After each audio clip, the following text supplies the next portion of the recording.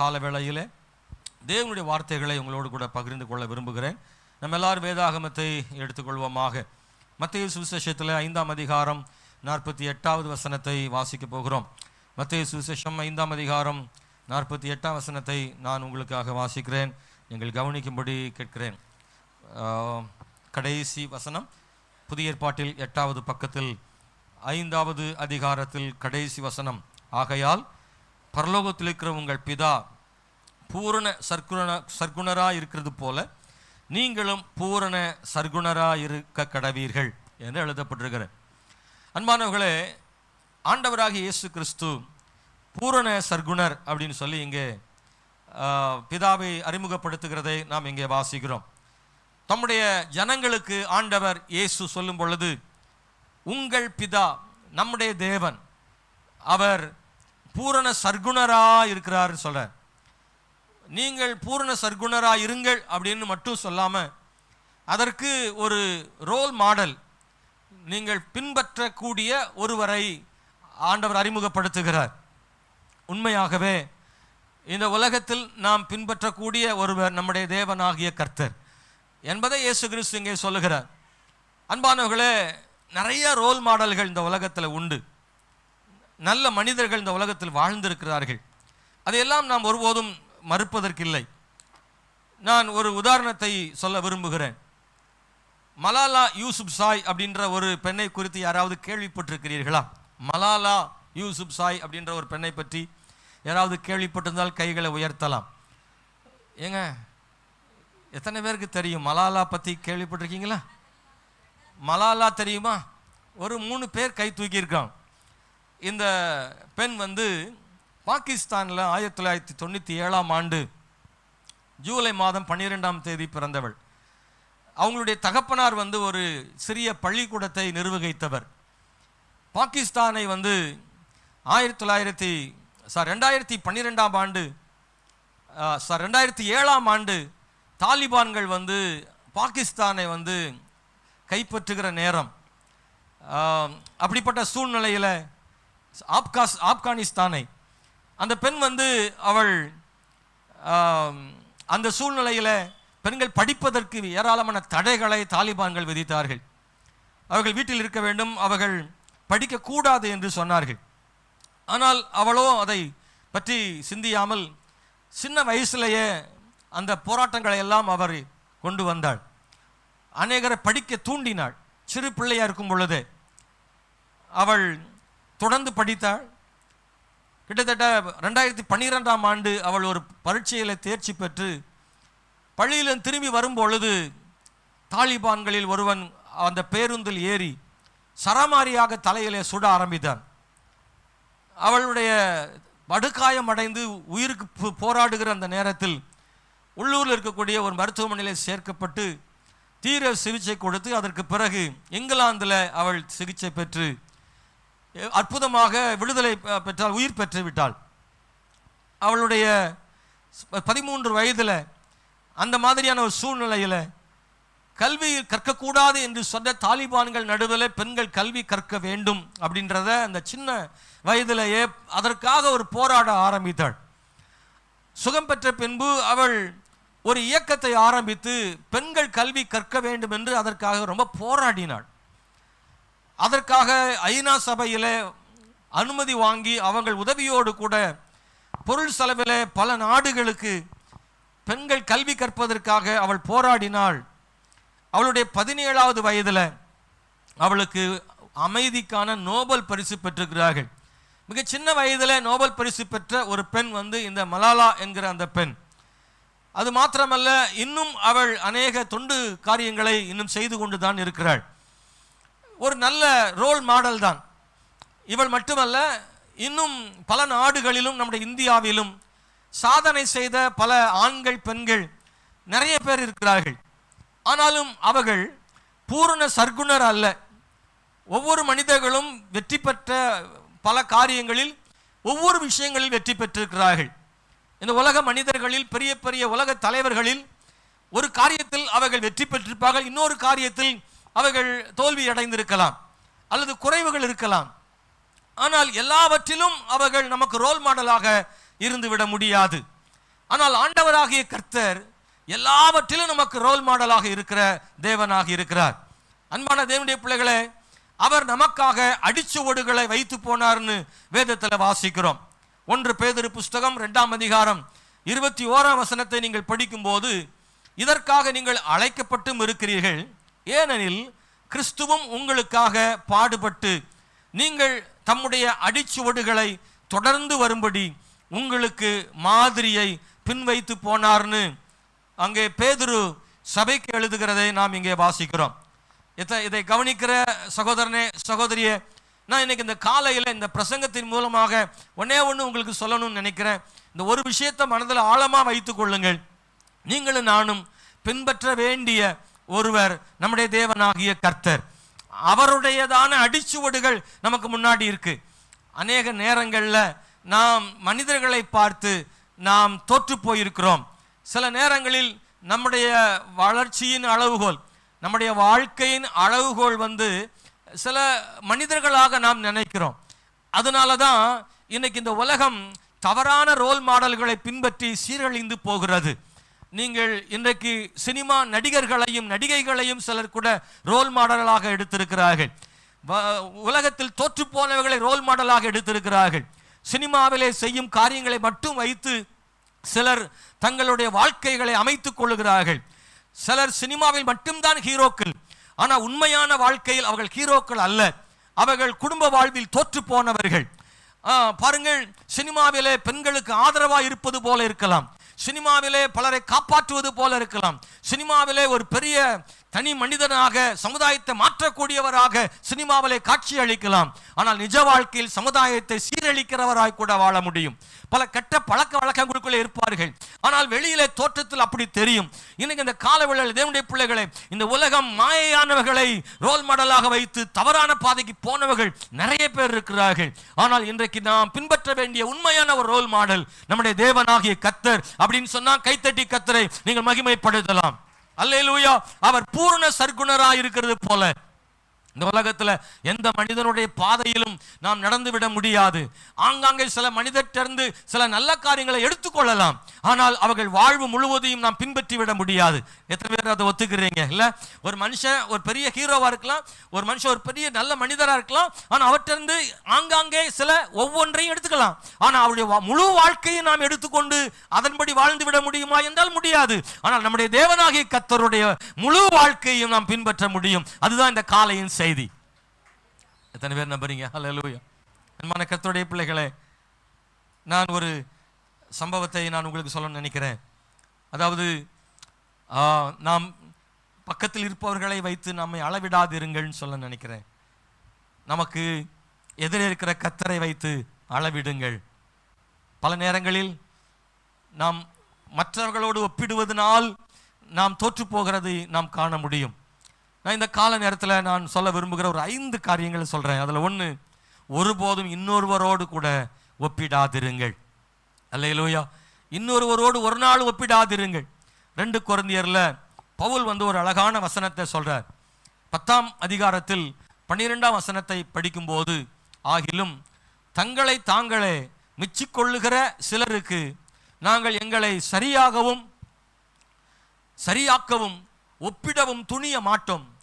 தங்களை கொண்டு தங்களை அளந்து கொண்டு தங்களுக்கே தங்களை ஒப்பிட்டுக் கொள்ளுகிறவர்கள் அவர்கள் புத்திமான்கள் அல்ல என்று பவுல் அப்போஸ்தலன் சொல்லுகிறதை நாம் வாசிக்கிறோம். எல்லாருமே இந்த 2 கொரிந்தியர் புஸ்தகத்தை நீங்கள் எடுத்துக்கொள்ளுங்க. 10ஆம் அதிகாரத்தை நீங்கள் எடுத்துக்கொள்ளுங்கள். எல்லாத்துடையும் வேதாகமம் இருக்குன்னு சொல்லி நான் நம்புகிறேன். பாஸ்டரே அந்த வசனம் சொல்லிடுறாரு அப்படின்றதுனால நீங்கள் பைபிள் திறக்காமல் இருந்துடாதீங்க.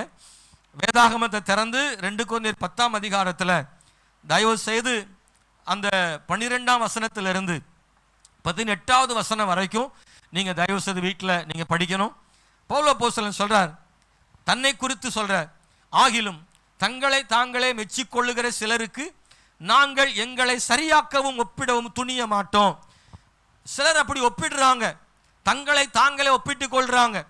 அவங்களே கண்ணாடியில் பார்த்து நான் நல்லா இருக்கிறேன்னு அவங்களே திருப்தி அடைஞ்சுக்கிறாங்க, அல்லது பெருமை அடைந்து கொள்கிறார்கள். மற்றவர்களை விட நான் ரொம்ப நன்றாக இருக்கிறேன் என்று தங்களை தேற்றிக் கொள்கிறார்கள், தங்களை தாங்களே மெச்சிக் கொள்கிறார்கள். அப்படிப்பட்டவர்களோடு கூட நாங்கள் அவர்களோடு எங்களை சரியாக்கும்படியாக அல்லது அவர்களோடு ஒப்பிடும்படியாக நாங்கள் துணிய மாட்டோம், அப்படி செய்ய மாட்டோம்னு பவுல் ரொம்ப அழகா சொல்றார். ஏன் அப்படின்னா, தங்களை கொண்டு தங்களை அளந்து கொண்டு தங்களுக்கே தங்களை ஒப்பிட்டுக் கொள்ளுகிற, இந்த வசனம் ரொம்ப ஆழமானது, கொஞ்சம் ஆழமா படிச்சா புரியும், நல்லா கவனிங்க. தங்களை கொண்டு தங்களை அளந்து கொண்டு தங்களுக்கே தங்களை ஒப்பிட்டுக் கொள்ளுகிற அவர்கள் புத்திமான்கள் அல்ல. ஒரு மனுஷன் தன்னைத்தானே அளவிட்டு கொண்டு அல்லது இன்னொருவரோடு ஒப்பிட்டு கொண்டு அவன் தன்னை பரவாயில்ல அப்படின்னு நினைக்கிறான்ல, அந்த மாதிரி செய்கிறவர்கள் புத்திமான்கள் அல்ல அப்படின்னு பவுல் சொல்றார். நாங்கள் அப்படி செய்ய மாட்டோம் என்று அவர் சொல்றார். அல்லாமலும் ரோமர் 12:1 சொல்றார், 3 ரோமர் புஸ்தகம் 12ஆம் அதிகாரம் 3ஆம் வசனத்துல, அல்லாமலும் எனக்கு அருளப்பட்ட கிருபையினாலே நான் சொல்லுகிறதாவது, உங்களில் எவனாகிலும் தன்னை குறித்து என்ன வேண்டியதற்கு மிஞ்சி எண்ணாமல் அவன் அவனுக்கு தேவன் பகிர்ந்த விசுவாச அளவின்படியே தெளிந்த எண்ணம் உள்ளவனாய் எண்ண வேண்டும் என்று ரோமருக்கு பவுல் எழுதுகிறார். இதை கேட்கிறவர்களே நல்லா கவனிங்க. என்ன வேண்டியதற்கு மிஞ்சி நாம் என்ன செய்யக்கூடாதான், எண்ணக்கூடாதான். சிலரெல்லாம் பார்த்தீங்கன்னா அவங்கள ரொம்ப அதிகமாக அவங்கள கற்பனை பண்ணி வச்சிருப்பாங்க, அவங்கள ரொம்ப உயரமாக வச்சிருப்பாங்க, ஒன்றுமே இருக்காது, ஆனால் அவங்க ரொம்ப உயரத்தில் இருக்கிற மாதிரி அவங்க ஃபீல் பண்ணுவாங்க. உண்மையில அவங்கள மாதிரி யாருமே இல்லை அப்படின்ற இடத்துல அவங்க இருப்பாங்க. ஆனால் அப்படி இருக்காது. என்ன வேண்டியதற்கு மிஞ்சி எண்ணுகிறவர்களாக இருக்காதீங்க அப்படின்னு சொல்றார். அன்பானவர்களே, ஒரு மீன் அந்த போர்ட்ரஸ்ட், குறிப்பாக துறைமுகம், அதில் நிறைய படகுகள் வரிசையாக நிற்கும். ஸ்தோத்திரம். அன்பானவர்களே, அதை லான்ச்னு சொல்லுவாங்க, விசை படகு அப்படின்னு சொல்லுவோம். அந்த படகு வரிசையாக நிறுத்தப்பட்டிருக்கும். ஒரு நாள் அந்த படகுகள் கரைக்கு வந்த உடனே ஒவ்வொரு படகுகளையும் ஒருவர் பொறுப்பாக இருப்பார்கள். சில படகுகளிலே சின்ன துவாரங்கள் வழியாக ஈர்ப்பு சக்தியினால் தண்ணீர் உள்ள வருவதற்கு வாய்ப்பு இருக்கும். ஒவ்வொரு அந்த விசை படகுலையுமே ஒரு மோட்டார் வைத்திருப்பார்கள். எதற்காக அப்படின்னா, உள்ள தண்ணி உள்ள சேகரும் பொழுது அதை வெளியேற்றுவதற்காக. இரவு முழுவதும் விட்டுவிட்டால் தண்ணீர் அதிகமாகி அந்த படகு மூழ்கிவிடும். ஒருவேளை பழைய படகாக இருந்தால் தண்ணீர் அதிகமாக வருவதற்கு வாய்ப்புகள் இருக்கிறது. ஆகவே இரவிலே அதை பார்த்து தண்ணீரை எல்லாம் வெளியேற்றுவதற்கு அப்பப்போ அந்த தண்ணீரை வெளியேற்றி கொண்டே இருக்க வேண்டும். இந்த படகிலே ஒரு சிறுவனை அந்த படகிலே வைத்திருந்தார்கள். அப்பொழுது வரிசையாக அந்த படகுகளுக்கு இளைஞர்களை போட்டிருந்தாங்க.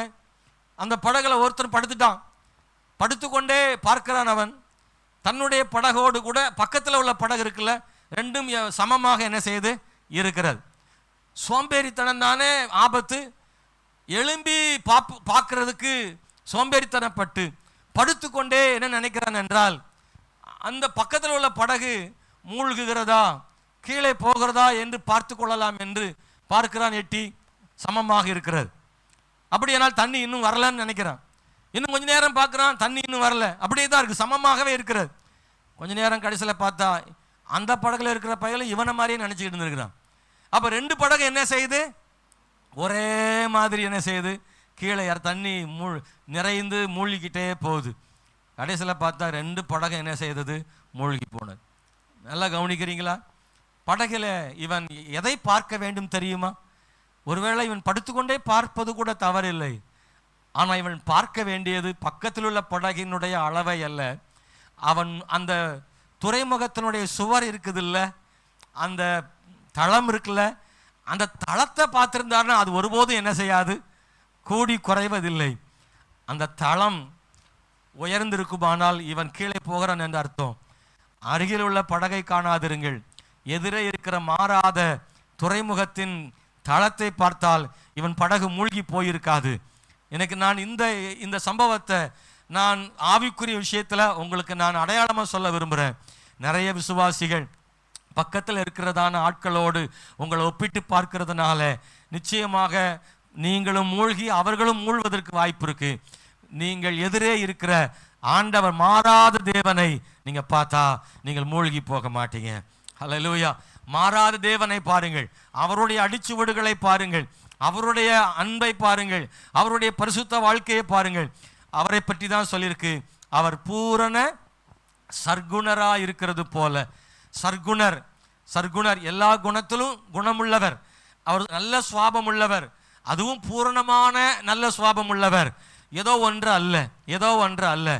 அன்பான தேவனுடைய பிள்ளைகளே, கல்வி அறிவை தரலாம், ஒழுக்கத்தை கல்வி தருமா என்றால் நிறைய இல்லை. கல்வியில் அறிவில் சிறந்தவர்கள் கூட ஒழுக்கத்தில் கெட்டுப்போனவர்களை இன்றைக்கு பார்க்கிறோம். அப்படியானால் இந்த உலகத்தில் தேவனை சார்ந்து வாழ்கிற ஒரு வாழ்க்கை மிக முக்கியமானது. இந்த உலகத்தில் எந்த மனிதரையும் நாம் முன்மாதிரியாக வைத்து நடக்காமல் தேவனை முன்மாதிரியாய் வைத்து நடக்க கர்த்தர் கிருபை செய்வாராக. கல்வி அறிவு ரொம்ப அவசியம் தேவை. ஒரு மனிதனுடைய வாழ்க்கையில கல்வி சில மாற்றங்களை கொண்டு வருகிறது. ஆமென். அவனை சரியான பாதைக்கு வழிநடத்த உதவலாம். ஆனால் அதிகமான கல்வி கற்றவர்கள் கூட வாழ்வின் ஒழுக்கத்தில் தவறி போயிருக்கிறார்கள். அன்பான தேவனுடைய பிள்ளைகளே, ஆனால் தேவனாகிய கர்த்தரை நாம் சார்ந்து கொண்டு அவரை பார்த்து நடந்தால் நம்முடைய வாழ்க்கை சீரானதாக இருக்கும். அவரை போல நீங்களும் நானும் பூரண சர்க்குணராக இருக்க கர்த்தர் கிருபை செய்வாராக. நாம் பூரண சர்க்குணர் ஆகிவிட்டோமா? இல்லை, பூர்ண சர்க்குணராக ஆவதற்கு பிரயாசப்படுகிறோம். ஆமாவா இல்லையா? பவுல் அப்போஸ்தலர் சொல்றாரு, நான் முற்றிலும் தேறினேன் என்று நான் எண்ணுவதில்லை, நான் எல்லாத்திலையும் சரியாயிட்டேன்னு நான் சொல்லல, ஆனா லக்கை நோக்கி தொடருகிறேன், ஆண்டவர் நோக்கி தொடருகிறேன், நான் முன்ன மாதிரியை நோக்கி தொடருகிறேன், என் ஆண்டவரை போல வாழ்வதற்கு நான் ஓடிக்கொண்டே இருக்கிறேன், நான் பூர்ணர் ஆகணும், அதை நோக்கி ஓடிக்கிட்டே இருக்கிறேன்னு சொல்லி பவுல் சொல்ல. எனக்கு இந்த காலையில நீங்களும் நானும் அன்பானவர்களை வாழ்க்கையில எத்தனையோ காரியங்களை பார்க்கிறோம், எத்தனையோ மனிதர்களை பார்க்கிறோம், எத்தனையோ சூழ்நிலை வாழ்க்கையில் வருது. ஆனா ஒண்ணு, ஆண்டவரை போல நான் மாறணும்னு ஒரு ஆசை மட்டும் நமக்குள்ள குறைஞ்சிடவே கூடாது. சொல்லுங்க, நான் கர்த்தரை போல மாறணும். எல்லாரும் சொல்றீங்களா? நான் கர்த்தரை போல. யாராவது சொல்லாம இருந்தா சொல்லிடுங்க, நான் கர்த்தரை போல மாறணும். அந்த எண்ணத்தை மட்டும் ஒருபோதும் விட்டுறாதீங்க. அதை விட்டுற வேண்டாம். ஒருவேளை தோற்று போலாம், ஏதோ ஒரு காரியத்தில் தவறிடலாம், ஒருவேளை நீங்க முயற்சி பண்ணி தடுமாறிடலாம். ஆனா அதை கவலைப்படாதீங்க. திரும்ப திரும்ப திரும்ப எழும்பி அவரை போல மாறுறதுக்கு ட்ரை பண்ணிட்டே இருங்க. கர்த்தர் அவரை போல உங்களை மாற்ற போதுமானவராக இருக்கிறார். நானே அவரை போல மாறி விடுவேனா? இல்லை, என்னை மாற்றுகிறவர் அவராக இருக்கிறார். நானா தனியாக அவரை போல மாறிட முடியாது. நான் அவரை போல மாறுறதுக்கு நானும் முயற்சி பண்றேன். என்னை கையை பிடிச்சி தூக்குறதுக்கு அவரும் உதவி செய்யறதுக்கு ஆயத்தமா இருக்கிறார். ஒரு கர்த்தருடைய பிள்ளை அவரை மாதிரி மாறணும்னு விருப்பமுடையவர்களா இருந்து முயற்சி செய்தால் ஆண்டவரும் அவங்களுக்கு ஹெல்ப் பண்ணுவாரு. அல்லேலூயா. அன்பான தேவனுடைய பிள்ளைகளை, இன்னொருவரோடு ஒப்பிடாமல் தேவனோடு ஒப்பிடுங்கள். அழகா பவுல் அப்போஸ்தலன் ஒரு இடத்துல இப்படி சொல்றார். 1 கொரிந்தியர் புஸ்தகத்துல 3ஆம் அதிகாரத்துல 5 முதல் சொல்றார். அன்னைக்கு பவுல் அப்போஸ்தலனுடைய காலங்களில் ஒரு பெரிய கூட்டத்துக்குள்ள ஒரு குழப்பம்லாம் இருந்தது. பாருங்க, ரசிகர்கள் இருந்தாங்க. நான் பவுலை சேர்ந்தவன் ஒரு டீம், இன்னொரு டீம் நான் அப்பல்லோவை சேர்ந்தவன் ஒரு டீம், இன்னொரு டீம் பர்னபா சார்ந்தவன் ஒரு டீம், இன்னொரு டீம் நான் பேதுரு ஆளுன்னு ஒரு டீம். இன்னைக்கெல்லாம் நிறைய இடங்கள் அப்படி இருக்கிறத நம்ம பார்க்குறோம். ஒரு நாளும் ஒரு மனுஷனுடைய டீம்ல நம்ம இருந்தாலும் ஒரு மனிதனுக்கு ரசிகனாக, ஒரு மனிதனுடைய ஆளாக இருந்துடக்கூடாது. நான் தேவனுடைய ஆளாக தான் என்ன செய்யணும், இருக்க வேண்டும். அல்லேலூயா. நான் பாஸ்டருடைய ஆளு, நான் பாஸ்டரம்மா ஆளு, நான் சிஏ தலைவர் ஆளு அப்படின்னு சபைக்குள்ளேயும் ஒரு நாள் ஒரு ஆளுக்கு சம்பந்தமா ஒரு டீம் ஃபார்ம் பண்ணிடக்கூடாது. நீங்க சில இடங்களுக்குலாம் போனீங்கன்னா பல டீம் உள்ள இருக்கும். சபைகளில் பல குழுக்கள்லாம் இருப்பாங்க. அந்த குழு இந்த குழுலாம் இருக்கும். நம் நிறைய குழுக்கள் இருந்து ஊழியத்துக்காக குழுக்கள் இருக்கலாம். ஆனா இந்த பார்ஷியாலிட்டி அல்லது பிரிவினை குழுக்கள் சபைக்குள்ள ஒருபோதும் இருக்கவே கூடாது. சபைக்குள்ள ஒரு 10 பேர் சேர்ந்து ஒரு தனி குழு, அந்த டீமுக்கும் இன்னொரு 10 பேர் உள்ள டீமுக்கும் என்ன செய்யாது, பிடிக்காது. நீ யார் ஆளு, நீ இன்னார் ஆளா அப்படின்னு சொல்ற ஆட்களுக்கு அந்த இடத்துல யாரும் வரவே கூடாது. அல்லேலூயா, ஸ்தோத்திரம். நல்லா சொல்லுங்களேன். உங்களுக்கு உங்களை பிடிச்சவங்க ஒரு 4-5 பேர் உங்க கூட இருப்பாங்க, உங்களுக்கு பிடிக்காதவங்க கூட ஒரு 4-5 பேர் இருப்பாங்க. நீ யாரு, அவ கூட சேர்ந்தவளா, நீ வா வா வா வா, நான் பார்த்தேன் அன்னைக்கு அப்படின்னு, அன்னைக்கு பார்த்தேனே ஒன்னா நின்று பேசிக்கிட்டு இருந்திய அப்படின்னு ஒரு காய்மகாரம் கசப்புகள் ஒருபோதும் இருக்கவே கூடாது. சபைக்குள்ள ஒரே டீம், ஒரே குழு, அப்படிதான் இருக்கணும். கொஞ்சம் இருக்குன்னு நினைக்கிறேன்ல. அல்லேலூயா. ஒருபோதும் தயவு செய்து நான் எனக்காக ஒரு 10 பேரை சேர்த்துக்கிட்டு அப்படிலாம் கிடையாது. நான் என்ன நேசிக்கிறவங்க இங்கே ஒருவேளை இருப்பீங்க.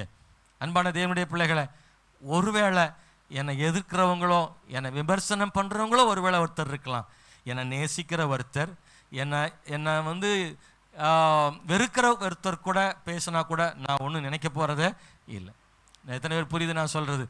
என்னை ரொம்ப நேசிக்கிற ஒரு விசுவாசி என்னை வெறுக்கிற ஒரு விசுவாசி வீட்டுக்கு போனால் கூட நான் கவலைப்படக்கூடாது. ஏன்னா நான் வந்து அவங்கள நம்பலை, என் தேவனை நான் என்ன செய்கிறேன், நம்புகிறேன். ஒரு நாளும் இந்த பிரிவினை குழுக்கள் என்பது நம்முடைய வாழ்க்கையில் ஒரு நாள் இருக்கக்கூடாது. ஆனால் பவுல் சொல்கிறாரு, அன்னைக்கு அந்த காலத்தில் பவுலுக்குன்னு ஒரு குரூப் இருந்திருக்கிறாங்க, பேதுருவுக்குன்னு ஒரு குரூப் இருந்திருக்கிறாங்க. பவுல் வந்து அதை எப்படி கையாளுறாரு பாருங்களேன், அழகா பவுல் கையாளுறாரு. அவர் என்ன தெரியுமா சொல்றாரு? பவுல் யார், அப்போலோ யார், கர்த்தர் அவனவனுக்கு அருள் செய்தபடி நீங்கள் விசுவாசிக்கிறதற்கு ஏதுவா இருந்த ஊழியக்காரர் தானே. அவங்கெல்லாம் நீங்க விசுவாசிக்கிறதுக்கு உதவி செய்யக்கூடிய ஊழியக்காரர் தானே. நான் நட்டேன், அப்போலோ நீர் பாய்ச்சினான், தேவனே விளைய செய்தார். அப்படி இருக்க நடுகிறவனாலும் ஒன்றுமில்லை, நீர் பாய்ச்சுகிறவனாலும் ஒன்றுமில்லை, விளைய செய்கிற தேவனாலே எல்லாம் ஆகும். எந்த ஊழியக்காரர் அப்படி சொல்வார்? பவுல் சொல்றார். அல்லேலூயா. நல்ல கவனிங்க. தன்னை சுற்றி ஒரு 10 பேர் இருக்கணும்னு தானே ஒருத்தர் விரும்புவாங்க. பவுல் அப்படி விரும்பலை, நானும் அப்படி விரும்பலை. ஸ்தோத்திரம். எல்லாரும் எனக்கு துணையாக இருக்கணும்னு நான் நினைக்கிறேன் ஒழிய நமக்கு ரசிகராக மாற்றணுன்ற எண்ணம் ஒருபோதும் யாருக்கும் இருந்து விடவே கூடாது. இந்த ரசிகர்ன்றது இடம் எப்போ வரும் தெரியுமா? நல்லா கவனிக்கிறீங்களா? நம்ம பக்கத்தில் இருக்கிறவங்க இருக்கலாம், நம்ம கூட சந்தோஷமா பழகக்கூடிய நண்பர்கள் நம்மளை சுற்றி ஒரு 10 பேர் இருக்கலாம், தவறு ஒன்றும் இல்லை. அவங்கள ரசிகராக மாற்றக்கூடாது. ஏன் தெரியுமா?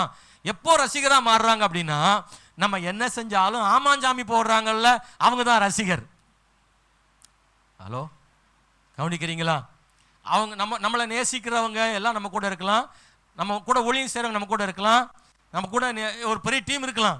அந்த டீம் எப்படிப்பட்ட டீமாக இருக்கணும் அப்படின்னா, நம்மளை வந்து அந்த டீம் இன்னைக்கு எப்படிப்பா தெரியுது, நீங்கள் உங்களை மாதிரி உண்டா, நீங்கள் யார் தெரியுமா, அப்படியே நீங்கள் பேசுனா தேன் மாதிரி ஒழுகுது, நீங்கள் பார்த்தீங்கன்னா அப்படியாக்கும் இப்படியாக்குன்னு புகழ்ந்துக்கிட்டே இருக்கும்.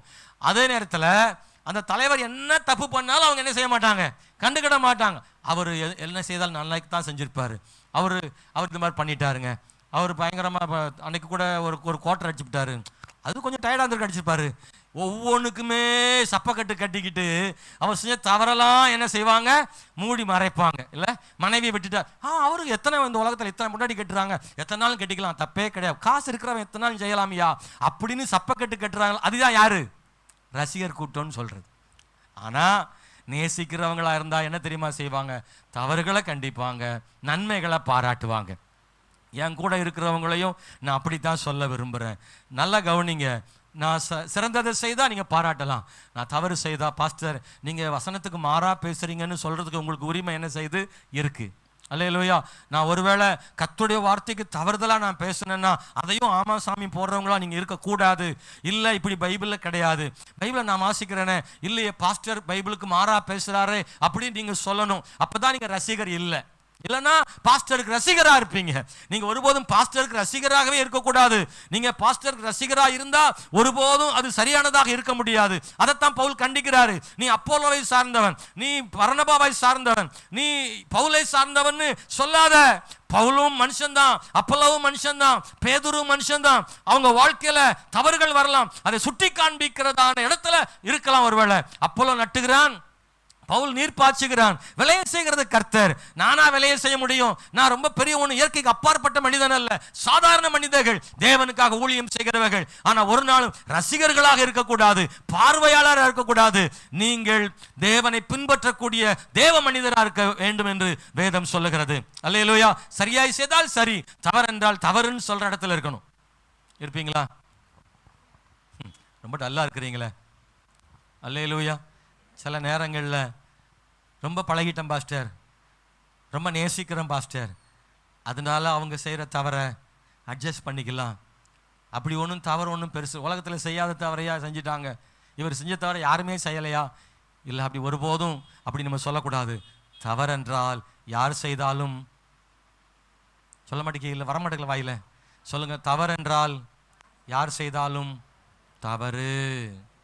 அப்படி சொன்னாதான் உண்மையான தேவனுடைய பிள்ளை.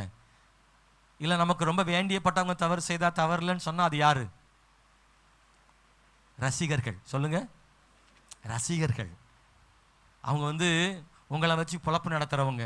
நீங்கள் என்ன சொன்னாலும் கை தட்டுவாங்க, தப்பாக சொன்னாலும் சிரிப்பாங்க, உங்களை என்கரேஜ் பண்ணிகிட்டே இருப்பாங்க.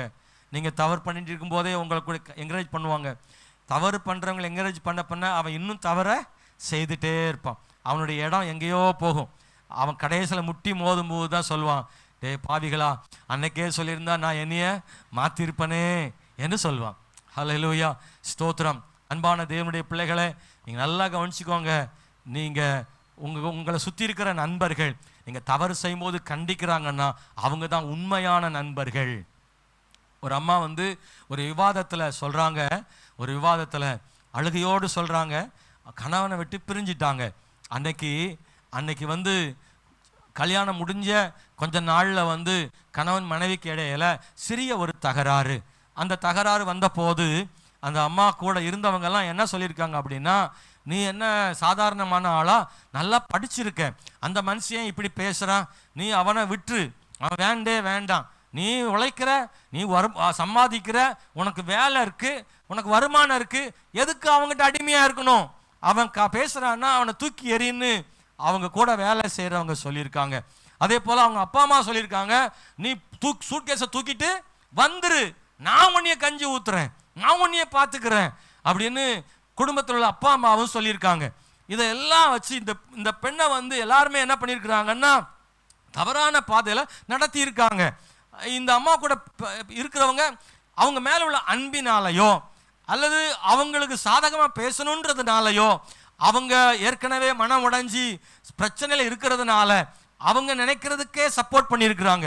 நான் இந்த வேண்டான்னு நினைக்கிறேன் அப்படின்னா, ஆமாம் நீ சொல்கிறது கரெக்டு தான், நீ கணவனை வேண்டான்னு சொல்கிறீங்கள, ஆமாம் நீ எடுக்கிற தீர்மானம் சரியானது தான் அப்படின்னு அந்த அம்மாவுடைய விருப்பத்துக்கு ஏற்ற மாதிரியே எல்லாரும் சொல்ல அதை என்கரேஜ் பண்ண ஒரு காலகட்டத்தில் அவங்க கணவனை விட்டு பிரிஞ்சு வேலைக்கு போயிட்டாங்க. ஆனால் ஒரே ஒரு பையன் வளர்க்குறாங்க, அந்த பையன் வளர்ந்து வருகிறான். ஆனால் அந்த அம்மா பின்னாடி தான் அது நினச்சி பார்க்குது, சின்ன பிரச்சனை தான், சின்ன தகராறு தான், ஆனால் அன்னைக்கு நான் அட்ஜஸ்ட் பண்ணி வாழ்ந்திருந்தேன்னா என் பிள்ளைக்கு அன்னைக்கு அவர் தகப்பனாக இருந்திருப்பாரு, என் வாழ்க்கை நல்லாக மாறி இருக்கும். ஆனால் அவசரப்பட்டு என்னோடு கூட சேர்ந்தவங்கெல்லாம் நீ விட்டு பார்த்துக்கலாம், உனக்கு வேலை இருக்குன்னு சொன்னாங்கல்ல, இப்பெல்லாம் அவங்க என்னை கண்டுக்கிறதே இல்லை, நான் தனி மரமாக நிற்கிறேன்னு அவங்க ரொம்ப வேதனைப்பட்டு அழுது சொன்ன அந்த வார்த்தைகளை நான் கவனிக்கும் போது ஆச்சரியப்பட்டேன். எனக்கு நல்லா கவனிங்க, உங்கள் வாழ்க்கையில் நீங்கள் தவறு செய்யும் போதும் உங்களை தவறுன்னு சொல்லாமல் உங்களை என்கரேஜ் பண்ணுறாங்க அப்படின்னா அவங்க உங்களை நேசிக்கிறவர்கள் இல்லை என்பதை உங்கள் மனதில் கொள்ளுங்கள். நீங்கள் தவறு செய்யும் போது யார் தவறு என்று சொல்கிறார்களோ அவர்கள் தான் உங்களை உண்மையாக நேசிக்கிறவர்கள். கைகளை சொல்றீங்களா? அன்பான தேவனுடைய பிள்ளைகளை, நீங்க தப்பு செய்யும் போது கூட அதை பார்த்துக்கிட்டு இருக்கிறாங்க, நீங்க தவறு செய்யும் போது கூட உங்களை என்கரேஜ் பண்றாங்க, பரவாயில்ல, அது ஒரு பெரிய பிரச்சனையே இல்லை, நீ போற பாதை சரிதான், இது யார் செய்யல அப்படின்னு உங்க தவறை நியாயப்படுத்தி உங்களுக்கு தவறுகளிலே உங்களை என்கரேஜ் பண்ற ஒரு ஆள் இருந்தா அவங்க உங்களை உண்மையாகவே உங்களை அழிவின் பாதைகளுக்கு வழி நடத்துகிறார்கள் என்பதை மறந்து விடாதிருங்கள். அல்லேலூயா. தவறான வாழ்க்கைக்கு போகிற பொழுது, ஸ்தோத்திரம், நெறிமுறை தாண்டி போகிற போது, நீங்கள் ஒருவேளை பலவிதமான பாவங்களில் விழும் பொழுது உங்களுக்கு யாரெல்லாம் உதவி செய்கிறார்களோ அவர்கள் உண்மையாக உங்களை நேசிக்கவில்லை. உண்மையான ஒரு நண்பன், அப்பா நீ இப்படி செய்யாத, உன் வாழ்க்கையின் எதிர்காலம் பாதிக்கும் என்று ஒருவன் சொல்வானானால் அவனே உண்மையான நண்பன் என்று கண்டுபிடித்துக்கொள். அன்பானவர்களே, எனக்கு நம்முடைய வாழ்க்கையில ஸ்தோத்திரம் யாவரோடும் ஒப்பிடக்கூடாது என்று பவுல் அப்போஸ்தலன் சொல்றாரு.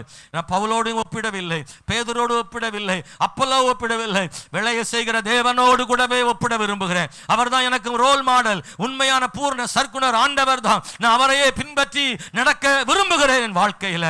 ஹல்லேலூயா. எனக்கு உண்மையாக தேவனுடைய பிள்ளைகளே, நானும் உங்களை நேசிக்கிறதுனால தான் நீங்க ஏதாவது தவறு செய்தா உங்களை கண்டிக்கிறேன். புரியுதா உங்களுக்கு? இந்த பாஸ்டர் குத்தியே பேசுறாரு, இல்லை, உங்களை நேசிக்கிறதுனால தான் குத்துறது, உங்களை நேசிக்கிறதுனால தான் கண்டிக்கிறது, உங்களை நேசிக்கிறதுனால தான் நீங்கள் செஞ்சதை தப்புன்னு சொல்கிறது. உங்கள் எதிர்காலம் நல்லா இருக்கணும், நீங்கள் ஆண்டவரை சந்திக்கணும், அவருடைய வருகையில் கைவிடாமல் எடுத்துக்கொள்ளப்படணும், விசுவாச பாதையில் வளர்ந்தவர்களாய் மாறணுன்றதுக்காக தான் உங்களை சில நேரத்தில் கண்டிப்போடு நடத்துவது உண்டு. ஜபத்துக்கும் சபைக்கு வருகிற காரியங்களிலேயும் அல்லது வசனம் படிக்கிறதுலேயும் நீங்கள் கர்த்தருடைய காரியத்தில் நல்லா இருக்கணும்னு உங்களுடைய குறைகளை சுட்டி காண்பிப்பதன் காரணம், இவர் ஓயாமல் டார்ச்சர் பண்ணுறாரு, ஏன் விட்டுற வேண்டியதானே, என்னால் முடியல, ஏன் திரும்ப திரும்ப ஏன் வரலன்னு கேட்குறாரு, ஏன் வரலன்னு ஓயாமல் கேட்குறாரு. இந்த மனுஷன் தொல்லை தாங்க முடியாமல் தான் ஆராதனைக்கே வர வேண்டியது இருக்கு அப்படி நினைக்காதீங்க. உங்களை திருத்துகிறவர்கள் உங்களை நேசிக்கிறார்கள். சில நேரம் பெற்றோர்கள் பிள்ளையை கண்டிப்பார்கள், வெளியில் இருக்கிறவர்கள் அவர்களை அரவணைக்கலாம். பெற்றோர்கள் மகளே நீ இது செய்வது தவறு, மகனே இது செய்வது தவறு என்று பெற்றோர் கண்டிப்பார்கள். ஆனால் அதே தவறை கூட இருக்கிற நண்பர்கள் சொல்லுவாங்க, உங்க அம்மா கிடக்குறாங்க போ, உங்க அப்பா கிடக்குறாங்க போ, இதெல்லாம் பெரிய விஷயமா, என்ஜாய் பண்ணு. இந்த உலகத்துல இப்ப என்ஜாய் பண்ணாம எப்ப என்ஜாய் பண்ண போற, இந்த வயசுல நீ வாழாம எப்ப வாழ போற, இதெல்லாம் ஒரு தப்பா, இதெல்லாம் உலகத்துல சாதாரண விஷயம், அதெல்லாம் போக போக சரியாயிரும் அப்படின்னு தவறுகளோடு கூட உங்களை நடத்துவதற்கு உங்களை ஒத்துழைக்கிற சில நண்பர்கள் இருப்பார்கள். ஆனா ஒன்றை மறந்து விடாதிருங்கள், மீண்டும் சொல்லுகிறேன், தவறை தவறு என்று சொல்லுகிறவர்கள் தான் நம்மை நேசிக்கிற உண்மையான நண்பர்கள் என்பதை மறந்து விடாதிருங்கள். உங்களை சுற்றிலும் இருக்கிற அக்கம் பக்கத்தினரை நீங்கள் சோதித்து பாருங்கள். நீங்கள் பழகுகிற உங்களோடு வேலை செய்கிறவர்களை நீங்கள் பழகுங்கள். காரணம் என்னவென்றால் சில நேரங்களில் நீங்கள் தவறுகளுக்குள்ளே சிக்கி நீங்கள் அழிவதை அவர்கள் பார்க்க வேண்டும் என்று விரும்புகிறார்கள். நீங்கள் ஏதோ ஒன்றிலே சிக்கி உங்கள் வாழ்க்கை தடுமாற வேண்டும் என்று சிலர் விரும்புகிறார்கள். நீங்கள் சீக்கிரத்தில் அழிய வேண்டும் என்று விரும்புகிறார்கள். நீங்கள் சில பிரச்சனைகளை சிக்கி கண்ணீர் விட்டு அழுவதை காண வேண்டும் என்று உங்களை சுற்றி இருக்கிற நண்பர்கள் கூட விரும்பலாம். ஆகவே உங்களை நீங்கள் செய்கிற தவறுகளை கூட கண்டுகொள்ளாமல் சில நேரம் விட்டு விடுவார்கள். சில நேரங்களில் தவறுகளை கண்டிக்கிறவர்கள் பகையாளியாகவும், நீங்கள் செய்கிற தவறுகளுக்கு உடனடியாக இருக்கிறவர்களை உங்களை நேசிக்கிறவர்களாகவும் நீங்கள் நினைத்துக் கொள்ளுகிறீர்கள். ஆனால் அப்படி அல்ல, உங்களை நேசிக்கிறவர்கள் உங்கள் தவறுகளை கண்டிப்பாக சுட்டி காண்பிப்பார்கள். அல்லேலூயா. சகோதரர் சொல்லுங்க அல்லேலூயா. எனக்கு இந்த கால வேளையில் தேவனுடைய பிள்ளைகளை கர்த்தர் அப்படிப்பட்ட கிருபைகளை செய்வாராக. ஸ்தோத்திரம். இன்னொரு விஷயத்தை நான் உங்களோடு சொல்ல விரும்புகிறேன். Praise the Lord. ஹல்லேலூயா. ஒரு நாளும் தேவன் நேசிப்பவரை வெறுக்காதீர்கள், தேவன் வெறுப்பவர்களை நேசிக்காதிருங்கள். என்னோடு கூட சேர்ந்து சொல்றீங்களா?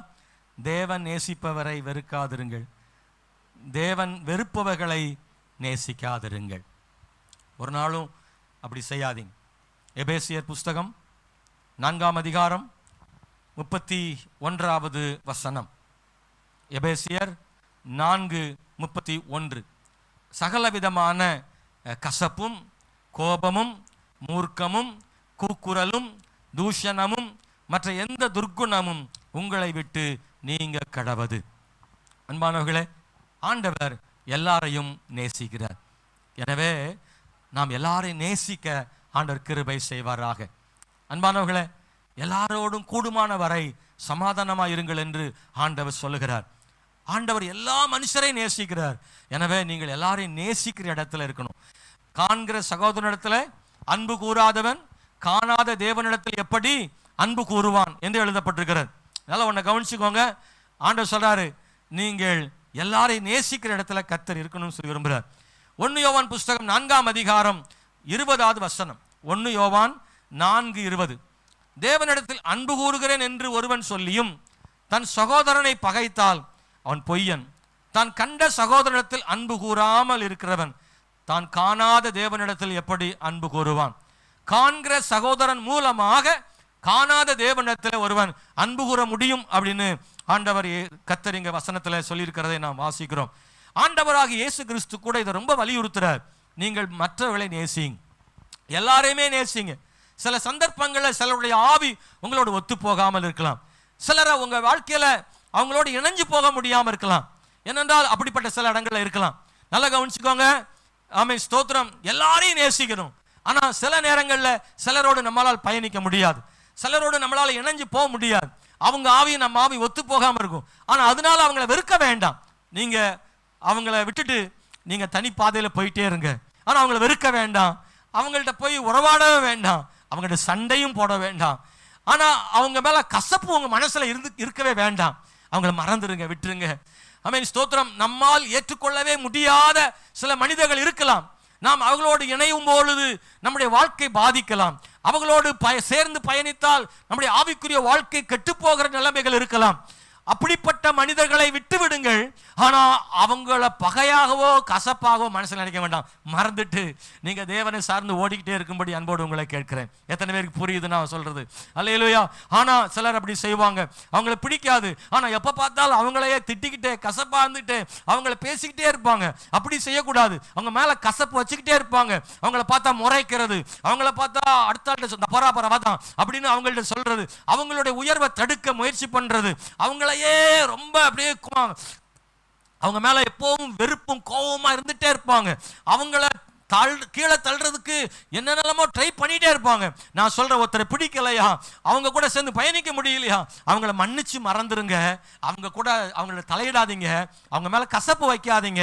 கர்த்தரை பார்த்து நீங்க போயிடுங்க. ஆண்டவரே அந்த மகளை ஆசீர்வதிங்க, அந்த மகனை ஆசீர்வதிங்கன்னு சொல்லிட்டு அவங்க மேல கசப்பு வைக்காம கர்த்தரை பார்த்து போயிட்டே இருங்க. நீங்க கர்த்தருடைய பிள்ளையா இருக்க முடியும். இயேசு கிறிஸ்து அதைத்தான் ரொம்ப அழகா சொல்றார். மத்தேயு 5ஆம் அதிகாரத்தை நீங்க எடுத்துக்கொள்ளும்படி கேட்கிறேன். மத்தேயு புஸ்தகம் 5ஆம் அதிகாரம் 43 முதல் 48 வரை உள்ள வசனங்களை நான் உங்களுக்காக வாசிக்கணும்னு நினைக்கிறேன். நல்ல வசனங்களை கவனிங்க. எனக்கு இந்த காலையில கர்த்தர் நம்ம கூட பேசுவாராக. என்னோடு கூட பேசின வார்த்தைகளை நான் உங்களோடு கூட பேசுகிறேன். மத்தேயு 5ஆம் அதிகாரத்தில் 44வது வசனத்திலிருந்து நான் படிக்கிறேன்.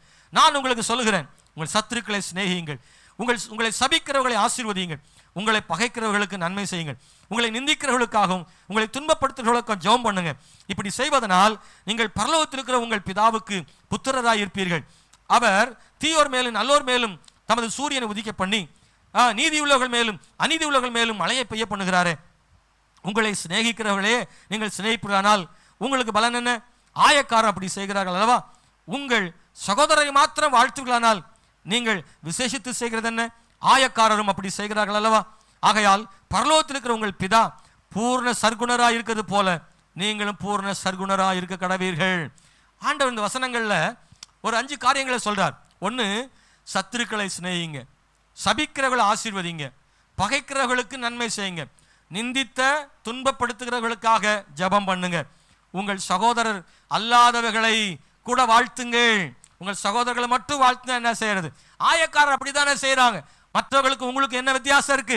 அவங்கள மாதிரி நீங்களும் செய்தால் நீங்கள் தேவனுடைய பிள்ளைகள் என்று எப்படி சொல்ல முடியும்? அவர்கள் நண்பர்களை சிநேகிக்கிறாங்க, சத்துருக்களை வெறுக்கிறாங்க. அது அவங்க செய்யறது. அதே மாதிரி நம்மளும் செஞ்சா எப்படி? நம்ம சத்துருக்களையும் சேர்த்து என்ன செய்யணுமா? நேசிக்கணுமா? அன்பான தேவனுடைய பிள்ளைகளை, நம்மளை பகைக்கிறவர்களையும் நேசிக்க சொல்றார். அது மாத்திரமல்ல அன்பானவர்களே, இது ரொம்ப எளிதானதா? இல்ல, சில கஷ்டம்தான். நம்மை வெறுக்கிறவங்களை, நமக்கு சத்துருவா இருக்கிறவங்களை, நம்மளை கண்ணீர் வரவழைக்கிறவங்களை எப்படி பாஸ்டர் நேசிக்க முடியும்? இயேசு சொல்றாரு. அவர் சொல்றாருன்னா அது செய்ய முடியுன்றதுனால தான் இயேசு சொல்வார். செய்யாத ஒன்றை நம்மளை செய்ய சொல்லி ஒரு நாளும் அவர் சொல்ல மாட்டார் அப்படின்னு சொல்லி நான் நினைக்கிறேன். அன்பான தேவனுடைய பிள்ளைகளை, செய்யக்கூடிய விஷயத்தை தான் ஆண்டவர் நமக்கு சொல்லிக் கொடுப்பதை நாம் வாசிக்கிறோம் என்று மறந்து விடாதீர்கள்.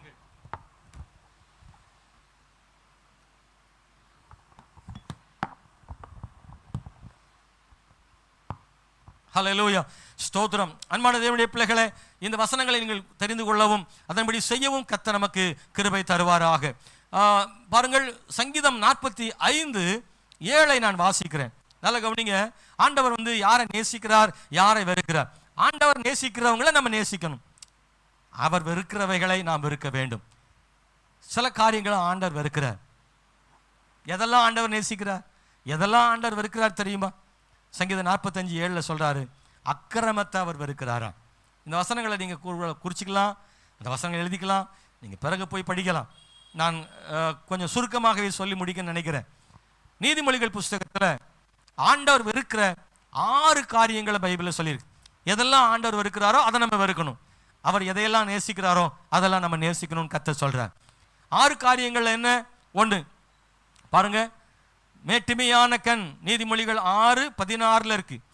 நீதிமொழிகள் 6:17 மேட்டிமையான கண், பொய் நாவு, குற்றமற்றவருடைய இரத்தம் சிந்தும் கை, ஆலோசனையை பிணைக்கும் இருதயம், தீங்கு செய்வதற்கு விரைந்தோடும் கால், அபத்தம் பேசும் பொய் சாட்சி, சகோதரருக்குள்ளே விரோதத்தை உண்டு பண்ணுதல். இந்த மாதிரியான ஆட்கள்லாம் இப்போ என்ன செய்யறாங்க? இருக்கிறாங்க. மேட்டிமையான கண்ணா என்னது? வேகமா சொல்லுங்களேன். மேட்டிமையான கண்ணா இப்படி மேலே பார்க்கறது. கீழே உள்ள ஆள்லாம் கண்ணுக்கே என்ன செய்யாது? தெரியாது. கொஞ்ச நாளைக்கு முன்னாடி அவங்கெல்லாம் ஒன்னா தான் இருந்தாங்க, ஒன்னா தான் வேலை செய்தாங்க. ஆனா இன்னைக்கு கொஞ்சம் திடீர்னு ஆண்டவர் என்ன பண்ணிட்டாரு? ஆசீர்வதிச்சிட்டாரு. சபையில பக்கத்துல தான் உட்கார்ந்து இருந்தாங்க. சிஸ்டர் நல்லா இருக்கீங்களா அப்படின்னு பேசுனாங்க. ஆனா இன்னைக்கு திடீர்னு அவங்களுக்கு 5 பவுன் செயின் கிடைச்சிருச்சு, ஒரு வீடு கிடைச்சிருச்சு, எல்லாமே நல்லா வந்துருச்சு. இப்ப பக்கத்துல எப்படி இருக்க பேச்ச என்ன செய்யுது, மாறுது, பேச்சு மாறுது, பேச்சு குறையுது, அவங்கள மதிக்கிறது இல்ல. இப்பெல்லாம் அவங்க அதிகாரி ஆயிடுறாங்க. இல்ல, நீங்க பழகினவங்க கிட்ட எவ்வளவு காசு பணம் வந்தாலும் நம்ம பழகினவங்க கிட்ட பழைய மாதிரி தான் என்ன செய்யணும். என்னங்க நீங்க யோசித்து பார்க்கறது அப்படி இருக்கக்கூடாது நினைக்கிறீங்களா? நான் சொல்றது சரின்னா ஒரு அலையில சொல்லுங்களேன். சிலர் சொல்லலாம் அப்படிலாம் இருக்கக்கூடாது நினைக்கிறீங்களா? நம்ம கூட பழகினவங்க கிட்ட நம்ம எவ்வளோ மேலே போனாலும் அதே மாதிரி தானே பழகணுமா? ஆமாவா இல்லையா பிரதர்? ஆமாவா இல்லையா? திடீர்னு ஒரு உயர்வு வந்துருச்சுன்னா அவங்கள அப்புறம் நமக்கெல்லாம் செட் ஆகாது. நாங்கள்லாம் இப்போல்லாம் பெரிய அதெல்லாம் இப்போ சாப்பிட்றதே இல்லை. நாங்கள்லாம் இப்போ அந்த மாதிரிலாம் நாங்கள் அந்த இடத்துக்குலாம் போகிறது இல்லை. நாங்கள்லாம் பெரிய பெரிய 5 ஸ்டார் ஹோட்டல் தான் போவோம். இப்போல்லாம் எங்களுக்கெல்லாம் இட்லியெல்லாம் இல்லை, நாங்கள்லாம் எப்பவும் பிரியாணி தான் அப்படின்னு ஒரு பேச்சு. அப்படி லந்த கொடுக்குறேன்னு சொல்கிறாங்கல்ல, அப்படி மேட்டுமையான கண் இருக்குல்ல, இந்த செருப்பா போட்டிருக்கேன் இதை கூட மனுஷன் போடுவானாக்கும் அப்படின்னு. ஆனால் அதைத்தான் ஒரு 40 வருஷம் போட்டு திரிஞ்ச ஆளு, அந்த செருப்பை தான் 40 வருஷம் போட்டது. ஆனால் இன்னைக்கு உனக்கு ஒரு செருப்பு கிடைச்சிருக்குன்னு அந்த ஆளை நீ வந்து பேசுறீல. மேட்டுமையான கண்ணை மாத்திக்கோ, எவ்வளோ மேலே போனாலும். அல்லேலூயா. பழச மறந்துடக்கூடாது. பொய் நாவு, ஐயோ சொல்ல முடியாது, வரதெல்லாம் பொய் பொய் பொய் பொய் பொய் பேசுகிறவங்க ஒரு அலையில சொல்லுங்க அல்லேலூயா. யாரா சொன்னாங்களான்னு தெரில, ரொம்ப கேர்ஃபுல்லாக இருக்கிறீங்க. சும்மா நாத்துக்கு பொய் சொல்லிகிட்டே இருக்கிறது. நான் சொல்கிறேன், நீங்கள் விளையாட்டு கூட என்ன செய்யாதீங்க, பொய் சொல்லாதீங்க. விளையாட்டு கூட சொல்லாது. சில பிள்ளைகளையே பொய்யிலே வளர்க்குறது. இதே பொய்யிலே ஊறி பொய்யிலே வளர்ந்து ஊறி போன இந்த உருவம் அந்த உருவத்துக்கு என்ன செய்யுது, பொய்யை விதைக்குது. அம்மா இல்லைன்னு சொல்லிடுது. அம்மா சொன்னாங்க, சொந்தக்காரன்ட்ட சொல்கிறது, அம்மா வந்து நகையை கலத்தி அடகு வச்சுருக்காங்கன்னு சொல்லிடுது. ஆனால் அம்மா பீரோக்குள்ள தான் வச்சுருக்கு. கேட்டால் அடகு வச்சேன்னு சொல்லுன்னு சொல்கிறேன். அப்போ அந்த பிள்ளை என்ன செய்யுதுன்னா, அந்த பிள்ளைக்கு ட்ரைனிங் எப்படியெல்லாம் பொய் சொல்லணும்னு தாய் பிள்ளைக்கு என்ன செய்யுது, ட்ரைனிங் கொடுத்துக்கிட்டே இருக்குது. அதை சொல்லு, இதை சொல்லு, சொந்தக்காரன்ட்டு அப்படி சொல்லு, இப்படி சொல்லு, எங்கள் அப்பாவுக்கு வருமானமே இல்லை, சம்பளமே இல்லை, அப்படி சொல்லு. வேணாங்க, உள்ளதை உள்ளதென்றும் இல்லதை இல்லதென்றும் சொல்லுங்க. ஏசு அப்படி தானே சொல்லியிருக்கிறாரு. உண்மையே சொல்லுங்கப்பா. அல்லேலூயா. சொன்னோம்னா பாஸ்டர் கண்ணு போட்டுருவாங்க. அவன் கண்ணை போட்டானே காலை போட்டான், எதையோ ஒன்று போட்டு போகிறாயா. அவன் கண்ணு போட்டால் உனக்கு ஒன்றுமே செய்யாது. சிலருக்கெல்லாம் உண்மை வருமானம் சொல்கிறதுக்கே கஷ்டம். வேலையை சொல்கிறதில்ல, சம்பளத்தை சொல்கிறதில்ல, உயர்வை சொல்கிறதில்ல, கண்ணீரை மட்டும்தான் சொல்கிறது. பாஸ்டர்கிட்ட சம்பளம் கூட்டினது சொன்னால் பாஸ்டர் கண் போட்டுருவார். ஏன்னா உங்களுக்காக தான் நான் ஜெபம் பண்ணுறேன், உங்கள் சம்பளம் கூடன்னு தான் ஜெபம் பண்ணுறேன், உங்கள் கண்ணு போடுவேனா நான். அல்லேலூயா. நீங்கள் வந்து என்ன வாங்கினாலும் சந்தோஷப்படுற ஒரு ஆள் பாஸ்டர். நீங்கள் அதை மட்டும் நீங்கள் நினைக்கணும். நீங்கள் என்ன ரொம்ப சந்தோஷப்படுற ஆள் ஒரு பாஸ்டர். நீங்கள் கஷ்டப்பட்டதை எனக்கு வேதனை, ஐயோ இந்த விசுவாசிக்கு இந்த கஷ்டமாயிடுச்சு, ஏன்னா நான் ஜெபம் பண்ண ஆரம்பிக்கணும் உங்களுக்கு கஷ்டத்துக்காக. நீங்கள் நல்லா இருந்தீங்கன்னா என் ஜெபம் கொஞ்சம் கம்மி ஆகிக்கலாம், கொஞ்ச நேரம் உங்களை விட்டு பிடிச்சிக்கலாம், வேற ஆளுக்கு ஜெபம் பண்ணலாம்ல. உங்களுக்காக ஜெபம் பண்ணுறது குறையும் நீங்கள் நல்லா இருந்தா. அதனால் நீங்கள் நல்லா இருக்கணும்னு தான் நினைக்கிறேன். நீங்களும் அப்படி நினைங்க, ஒருத்தருக்கு ஒருத்தர் நினைங்க, நல்லா இருக்கணும், உயர்ந்திருக்கணும். சில நேரத்தில் மற்றவங்ககிட்ட, சொந்தக்காரங்கிட்ட, பாஸ்டர்கிட்ட கூட சில விஷயங்களை, உயர்வுகளை மறைக்க நினைக்கிறீங்கள, கேட்டால் கூட பொய் சொல்கிறீங்கல்ல, அது உங்கள் வாழ்க்கையின் ஆசீர்வாதத்துக்கு தடை. ஒரு நாளும் பொய் நாவு வேண்டாம். தயவுசெய்து உங்கள் பிள்ளைகளையும் பொய்யில பழைக்கிறாதீங்க. உங்களுக்கு பிள்ளைகிட்ட சொல்லுங்கள், எப்போ உண்மையை மாத்திரம் சொல்லு.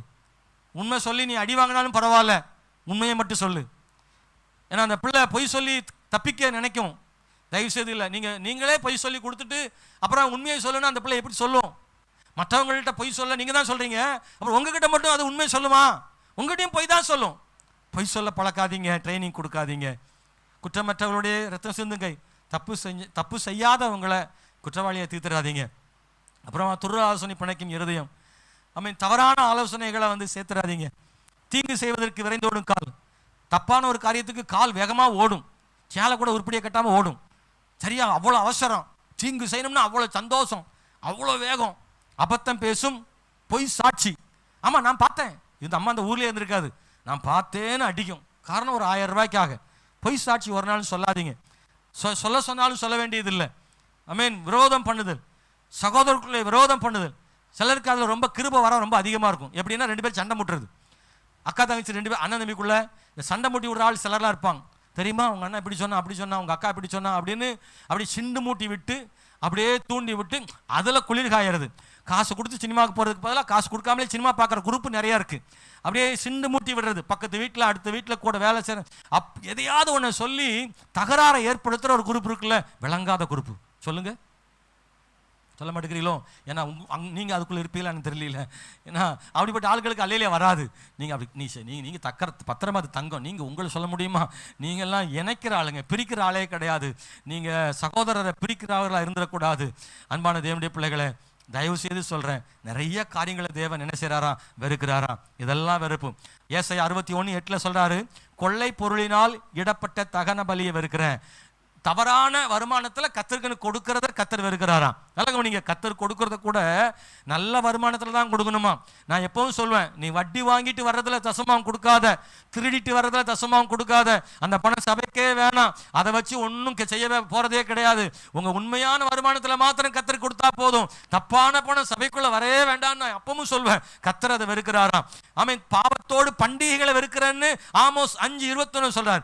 பாவத்தோடு நீ பண்டிகை கொண்டாடாதன்னு சொல்றாரு. பாருங்க, சகரியா 8:7 சொல்றாரு, தீங்கு நினையாமல் பொய்யானையிடாதீங்கன்னு சொல்றாரு. மல்கியா 2:16 சொல்றாரு, தள்ளி விடுதலை நான் வெறுக்கிறேன், தயவு செய்து நீங்கள் தள்ளி விடாதிருங்கள். பைபிள்ல இதை ரொம்ப வலியுறுத்துறாரு. இயேசு கிறிஸ்து கூட சொல்றாரு, இங்க திருமணமான உடனே தள்ளி விடுற சூழ்நிலை எல்லாம் வரலாம். சில நேரத்துல கல்யாணம் முடிஞ்ச புதுசுல அதெல்லாம் வரும். நீயா நானா, நான் ஓடுறதா முதல்ல, நீ ஓடுறியா முதல்ல, அப்படின்ற மாதிரிலாம் போராட்டங்கள் வரும். ஒரு நாளும் நீங்க அப்படி செய்யக்கூடாது. தள்ளி விடுதலை கத்தர் என்ன செய்கிறாராம்? வெறுக்கிறாராம். போராட்டங்கள் வரலாம், பிரச்சனைகள் வரலாம், ஆனா அது நடுவில் நீங்கள் வாழ்ந்து காண்பிக்க வேண்டும். அன்பான தேவனுடைய பிள்ளைகளை, இந்த விபச்சாரத்து நிமித்தமாக, வேசித்தனத்து நிமித்தமாக மட்டும் நீங்கள் விலகி கொள்ளலாம்னு சொல்றாரு. அன்பானவர்களே, பையன் வேற ஆளோட தொடர்பு இருக்கிறான், பிள்ளை வேற ஒருத்தரோட தொடர்பு இருக்கு, கள்ள தொடர்பு இருக்கு, அவ வேசித்தனம் பண்றான் அப்படின்னா மட்டும் கணவன் மனைவி பிரிஞ்சுக்கலாம். ஆனா அதை தவிர வேறு எதற்காகவும் பிரியக்கூடாது. அவர் குடிக்கிறவரா இருக்கிறார், அடிக்கிறவரா இருக்கிறார், பிரச்சனை பண்றவரா இருக்கிறார், அல்லது அந்த பெண் கோபக்காரியா இருக்கிறார், இப்படி சின்ன சின்ன இந்த காரியங்களுக்காக நீங்கள் ஒருபோது, சின்ன சின்ன காரியம் இல்லை, பெரிய காரியம் தான், அதுக்கு சமாளிக்கிறது கஷ்டம் தான். ஆனாலும் ஆமென், ஸ்தோத்திரம், தேவன் இணைத்தது மனிதன் பிரிக்காதிருக்க கடவன் என்று சொல்கிறார். இணைந்து வாழவே கத்தர் விரும்புகிறார். ஒரு நாள் தள்ளி விடுதலை கத்தர் வெறுக்கிறார்னு பைபிள்ல சொல்லப்பட்டிருக்கிறது. நெகேமியா 1:11 சொல்றாரு, ஜெபத்தையும் உமது நாமத்துக்கு பயப்பட வேண்டும் என்று விரும்புகிற உமது அடியானின் ஜெபத்தையும் என்று சொல்றார். எதை கத்தர் நேசிக்கிறார் தெரியுமா? ஜெபத்தை நேசிக்கிறாராம். அவர் நாமத்துக்கு பயப்படுகிறத நேசிக்கிறார்னு நெகேமியா 1:11 இருக்கு. நீதிமொழிகள் புஸ்தகம் 15:9 சொல்றாரு, நீதியை பின்பற்றுகிறவனையோ அவர் நேசிக்கிறார், அவர் விரும்புகிறார்னு சொல்லி இருக்குது. மத்தேயு 12:7 வாசிக்கிறோம், பலி அல்ல இரக்கத்தையே கத்தர் விரும்புகிறார், அதையே கத்தர் நேசிக்கிறார்னு சொல்லப்பட்டிருக்கிறது. அன்பான தேவனுடைய பிள்ளைகளை, இந்த கால வேளையில நாம் செய்யக்கூடிய விஷயங்களை கத்த சொல்றார். பூர்ண சர்க்குணராக ஆண்டவர் இருக்கிறதுனால நீங்களும் நானும் பூர்ண சர்க்குணராக மாற அவரை பின்பற்ற வேண்டும். மூணாவது நான் சொல்றேன், கடந்த காலங்களை பற்றியோ வருங்காலங்களை பற்றியோ கவலைப்படாதிருங்க. சொல்லுங்க. இந்த ஆண்கள் சொல்ல மாட்டேன்றாங்களே. சகோதரர்களை, நீங்க மட்டும் சொல்லுங்களேன், கடந்த காலம் பற்றியோ வருங்காலம் பற்றியோ கவலைப்படாதீங்க. வாயை உதட மட்டும் அசைக்கிற சவுண்டு வர மாட்டேங்க. பாவம், காலைல சாப்பிடாம வந்திருப்பிய பாவம். இந்த பக்கம் கொஞ்சம் சவுண்டு கேட்குது இல்லை? சேர்ந்து சொல்லுவோமா? இது ரொம்ப முக்கியமான வார்த்தை, சேர்ந்து சொல்லுவோம். கடந்த காலங்களை பற்றியோ வருங்காலங்களை பற்றியோ கவலைப்படாதிருங்க. ஏன் தெரியுமா? இந்த ரெண்டுமே கவலை உண்டு பண்ணும். சிலர் கடந்த காலங்களை பற்றி மட்டுமே நினச்சிட்டே இருப்பான். ஒரு 10 வருஷத்துக்கு முன்னாடி நடந்தது, 1 வருஷத்துக்கு முன்னாடி நடந்தது, அதை மனசை விட்டு போகாது. நம்ம இப்படி செய்துட்டோமே, இப்படி நடந்து போயிடுச்சுதே அப்படின்னு அப்படியே நினச்சி கடந்த காலத்தை குறித்து கவலைப்பட்டுட்டே இருப்பாங்க. சிலருக்கு கடந்த காலம் இல்லை, வருங்காலம் தான் பெரிய கவலை. நான் என்ன செய்ய போகிறேனோ, இன்னைக்கு தான் குழந்தை பிறந்திருக்கு, இந்த குழந்தை பிறந்து இதை படிக்க எங்கே வைப்பேனோ தெரியாது, எந்த ஃபீஸெல்லாம் ஏற்றிவிட்டாங்களே, எந்த பள்ளிக்கூடத்தில் சேர்க்கறது, கவர்மெண்டா சிபிஐ சிபிஎஸ்சியா என்னத்தில் சேர்க்கறது தெரியலையே, இல்லைனா இன்டர்நேஷ்னல் ஸ்கூலில் சேர்க்கலாமா, அதுக்கு காசுக்கு என்ன பண்ணுறது, அந்த பிள்ளை வயசுக்கு வந்துட்டான்னா அதுக்கு நகை சேர்க்கணுமே, அதுக்கு என்ன பண்ண முடியும்னு தெரியலையே, இந்த காலத்தில் மாப்பிள்ளை கிடைக்க மாட்டேங்குன்னு சொல்கிறாங்களே, நான் எந்த ஊரில் மாப்பிள்ளை பார்ப்பனோ என் பிள்ளைக்கு தெரியாதே, அந்த பிள்ளைக்கு சீராட்டெல்லாம் செய்யணுமே, அவள் வந்து ஒருவேளை கன்சீவ் ஆகிட்டா அந்த அந்த அந்த அது என்னது வளகாப்பெல்லாம் நடத்தணுமே, அது எந்த மண்டபத்தில் நடத்தணும்னு தெரியலையே அப்படின்னு ஒரு 15-20 வருஷத்துக்கு பின்னாடி உள்ளதுக்கெல்லாம் இப்போ உட்காந்து கவலைப்பட்டுக்கிட்டு கிடக்கும் பாருங்க. அதை வருங்காலத்தை குறித்து என்ன செய்யாதீங்க, கவலைப்படாதீங்கன்னு சொல்றார். மத்தேயு சுவிசேஷம் 6ஆம் அதிகாரத்தில் ஆண்டவர் வந்து சொல்றாரு, நல்லா பார்த்தீங்கன்னா 34:6-34, ஆகையால் நாளைக்காக கவலைப்படாதிருங்கள், நாளைய தினம் தன்னுடையவைகளுக்காய் கவலைப்படும், அந்தந்த நாளுக்கு அதினதின் பாடு போதும். எனக்கு நேரம் இல்லை, இந்த முன்னாடி உள்ள வசனங்களெல்லாம் படிக்கணும். 26 பாருங்க, 27 பாருங்க. ஆகாயத்து பட்சிகளை ஏன் தெரியுமா கவலைப்படாத, ஆகாயத்து பட்சியை கவனிச்சு பாருங்க, அது விதைக்கிறதில்ல, அறுக்கிறதில்ல, களஞ்சத்தில் சேர்க்கறதில்லையா, ஆண்டவர் அதை பிழைப்பூட்டாரியா, உன்னை பிழைப்பூட்ட மாட்டாரா, உன்னை பிழைப்பூட்ட மாட்டாரா. ஓ, காட்டு புஷ்பங்களை கவனிச்சு பாருங்க, அது உழைக்கிறது இல்லை, நூறுக்கிறது இல்லை, ஆனாலும் அது மாதிரி யாரும் உடுத்தினது இல்லை, சாலமோன் கூட அது மாதிரி உடுத்தினது இல்லையா. நீ என்ன செய்ய போற, ஏன் கவலைப்படுகிறா, நீ கவலைப்படுறதுனால என்ன நடக்க போறது தெரியுமா, ராத்திரி முழுசு உட்கார்ந்து கவலைப்பட்டதுனால காலையில் ஏதாவது மாற்றம் வருமானா வராது, ஒரு மாற்றம் வரும், நீ வந்து உனக்கு கண்ணெல்லாம் சூடாகி வாந்தி எடுக்க ஆரம்பிச்சிருவ, அப்படியே ரொம்ப நைட்டெல்லாம் முழிச்சு கடந்து கவலைப்பட்டது உனக்குள்ளதான் மாற்றம் வருமே ஒழிய உன் வாழ்க்கையில கவலைப்பட்டதுனால மாற்றம் வரப்போறது இல்லை. மேலும் மேலும் உனக்கு பிரச்சனை, மேலும் மேலும் உனக்கு கவலையினால வியாதி தான் வருமே ஒழிய கவலையினால் ஒருபோது உனக்கு நன்மை ஏற்பட போறது இல்லை. நான் உங்களை அன்பா சொல்றேன், கவலைப்படாதிருங்க. பக்கத்துல கையை நல்லா குலுக்கி எழுப்பி சொல்லுங்க, கவலைப்படாதீங்க, கர்த்தர் பார்த்துக்குவாரு. பிறகு சொல்லுங்க, அம்மா கவலைப்படாதீங்க, அம்மா கவலைப்படாதீங்க, நான் உங்களுக்கு சொல்றேன் கவலைப்படாதீங்க, கவலைப்படாதீங்க, கர்த்தர் உங்களை பார்த்துக் கொள்வார். நான் இன்னைக்கு இந்த காலையில சொல்றேன், தேவனுடைய பிள்ளைய எதற்காகவும் கவலைப்படாதீங்க. எப்ப கவலை வருதோ தூக்கி கர்த்தர் சமூகத்தில் வச்சுட்டு, ஆண்டவரே என்னை பார்த்துக் கொள்ளுமே சொல்லுங்கள், உங்க சுமைகளை கர்த்தர் சமூகத்தில் வையுங்கள். அல்லேலூயா. நான் ரொம்ப ஆழமா சொல்றேன், 2 காரியம் சொல்றேன். ஏன் தெரியுமா கவலைப்படக்கூடாது? நம்ம வாழ்க்கையில் கவலை என்ன தெரியுமா செய்யும்? ஒன்று இருதயத்தை பாதிக்கும், இன்னொன்று மனதை பாதிக்கும். இயேசு கிறிஸ்து சும்மாலாம் சொல்லலை, உண்மையில இந்த கடைசி நாட்களில் எல்லா மனுஷருக்குள்ளேயும் வரக்கூடிய ஒரு பெரிய பிரச்சனை தெரியுமா, சில விஷயம் கவலைப்பட்டு ராத்திரி தூங்காம அதே நினச்சி அதை மறக்க முடியாமல் இப்படி கண்டினியூ ஓடிட்டே இருக்கும். கவலை தூக்கத்தை வரவிடாது. தூக்கம் வரல அப்படின்னா உடம்பு பாதிக்க ஆரம்பிக்கும், இரத்த ஓட்டங்கள் மாற்றங்கள் ஏற்படும், ஹார்ட்டில் பாதிக்கும். இன்னைக்கு ஏராளமான ஹார்ட் பிரச்சனை காரணம் கவலைகள், அல்லது அது பாதிக்கப்படலை, இருதயம் ஸ்ட்ராங்காக இருக்குன்னா மூளை பாதிக்குது. அதே நினைக்கிறாங்க, அவன் 1000 ரூபா தரணுமே, இவன் 1000 ரூபா தரணுமே, ஐயோ சம்பளம் தரமாட்டேங்கிறானே, ஐயோ நம்ம பிள்ளை படிக்க மாட்டேன்றாளே, அல்லது இப்போ எப்படி இருக்குதுன்னு இதை நினச்சி மனசில் அப்படியே யோசித்து இந்த பிரச்சனையே மனசுக்குள்ள ஓடி அந்த சிறிய மூளை தானே, அந்த மூளைக்கு போகிற நரம்புகள், அந்த நரம்புகளில் போகிற இரத்த நாளங்கள் எல்லாம் பாதிக்கப்பட்டு அந்த உள்ள கொலாப்ஸ் ஆகிடுது, உள்ள ஒரே குழப்பமாகிடுது. குழப்பம் ஆன உடனே அவங்கள தானாக பேச ஆரம்பிச்சிடுறாங்க, தூக்கம் இல்லாமல். நான் ஒன்று சொல்கிறேன், இந்த 2 பாதிப்புகள் ஏற்படாமல் இருக்க கர்த்தர் ஒரு வழி சொல்கிறாரு. அவர் உங்களை விசாரிக்கிற ஆனபடியினால் உங்கள் கவலைகளை எல்லாம் அவர் மேலே வைத்து விடுங்கள். சொல்லுங்க பார்க்கலாம். அவர் உங்களை விசாரிக்கிற ஆனபடியினால் உங்கள் கவலைகளை கொஞ்சம் எடுத்து இல்லை, கவலைகளை எல்லாம், அப்படிதான் பைபிள் இருக்கு. கொஞ்சம் கவலையாச்சு, பாவம் அவர் ரொம்ப சுமக்க முடியாதுல்ல, பாவம் நான் கொஞ்சம் சுமந்துக்கிறேன் ஆண்டவரே, நீங்கள் பாதி நான் பாதி இல்லை, நீ எவ்வளோ கவலையை அவர் மேலே வச்சாலும் சுமக்க அவர் ஆயத்தம். அவர் சர்வ வல்லமையுள்ள தேவனாக இருக்கிறாரு. அவர் மேலே வைத்து விட்டுருங்க. நடக்கிறது நடக்கட்டும். நடக்கிறது நடக்கட்டும். நான் ஒன்றும் செய்ய போறது இல்லை, என்னால் என்னையா செய்ய முடியும், நடக்கிறது நடக்கட்டும், கர்த்தர் பார்த்துக்குவாரு. பிரதர் சொல்லுங்க, நடக்கிறது நடக்கட்டும். கைத்தட்டி சொல்லுங்க, நடக்கிறது நடக்கட்டும். சொல்லுங்க, கைத்தட்டி நடக்கிறது நடக்கட்டும், கர்த்தர் பார்த்துக்கொள்வார். பின்னாடி சொல்லுங்க, பின்னாடிலாம் நீங்க சும்மா இருக்கு கைத்தட்டல, பின்னாடி சொல்லுங்க, கைத்தட்டி சொல்லுங்க, கர்த்தர் பார்த்துக்கொள்வார், நடக்கிறது நடக்கட்டும், அவர் மேலானதை செய்வார். அல்லேலூயா. நான் எனக்கு இந்த கால வேளை தேவனுடைய பிள்ளைகளை அவங்களோட பகிர்ந்து கொள்ள விரும்புகிறேன். கர்த்தர் நம்மை நடத்துவார். சகோதரனே சகோதரியே, கவலைப்படாமல் இருக்கணும்னு கர்த்தர் ரொம்ப எதிர்பார்க்கிறார். பிலிப்பியர் 4ஆம் அதிகாரத்தில் சொல்றாரு, எப்பொழுதும் சந்தோஷமாயிருங்கள் என்று கர்த்தர் சொல்றாரு.